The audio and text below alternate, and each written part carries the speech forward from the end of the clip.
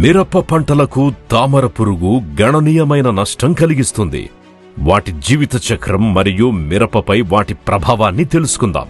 తామర పురుగు జీవిత చక్రం. తామర పురుగుల జీవిత చక్రంలో గుడ్డు, లార్వా, ప్యూపా మరియు వయోజన దశ వంటి అనేక దశలున్నాయి. గుడ్డు దశ. ఆడ తామర పురుగు యొక్క కణజాలం లోపల గుడ్లు పెడుతుంది. లార్వా దశ. గుడ్లు లార్వాలుగా పొదగబడతాయి. ఇవి మొక్క కణాలను పీల్చి వాటిలోని పదార్థాలను తింటాయి. ప్యూపా దశ. లార్వాలు ప్యూపాగా మారడానికి నేలపై పడతాయి. వయోజన దశ. చివరగా వయోజన కీటకాలు మొక్క నుంచి ఆహారం తీసుకోవడం మరియు పునరుత్పత్తి చేయడం కొనసాగిస్తాయి. తామర పురుగు వల్ల కలిగే నష్టాలు. తామర పురుగు మిరప మొక్కలకు గణనీయమైన నష్టం కలిగిస్తాయి.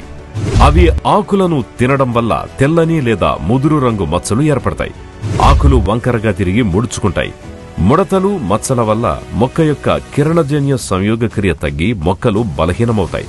మిరప పంటలను తామర పురుగు నుండి రక్షించడానికి సరైన సమయంలో మరియు సరైన మందులతో నియంత్రణ చేయకపోతే తామర పురుగుల సంఖ్య పెరిగి పంటకు తీవ్ర నష్టం కలుగుతుంది.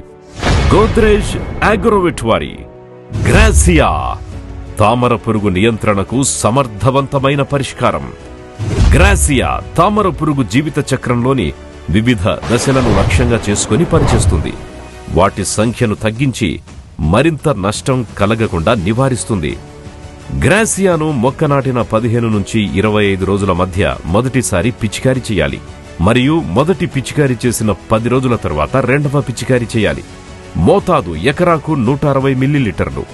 గ్రాసియా ముందుగానే వాడడం వల్ల మీ పంట ఆరోగ్యాన్ని మెరుగుపరుస్తుంది.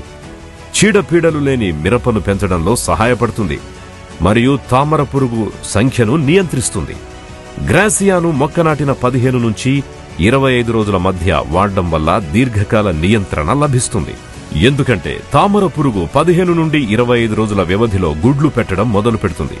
ఈ దశలోనే గ్రాసియాను వాడడం వల్ల వాటి సంఖ్యను ప్రభావవంతంగా నియంత్రించవచ్చు. గోద్రేజ్ అగ్రోవెట్ వారి గ్రాసియాను క్రమం తప్పకుండా ఉపయోగించడం ద్వారా మీరు మీ పంటలను తామర పురుగు నుండి రక్షించుకోవచ్చు. ఆరోగ్యకరమైన పెరుగుదల మరియు సమృద్ధిగా దిగుబడిని సాధించవచ్చు. గ్రాసియాతో గర్జించండి. మిరప పంటలను తామర పురుగు నుంచి రక్షించండి.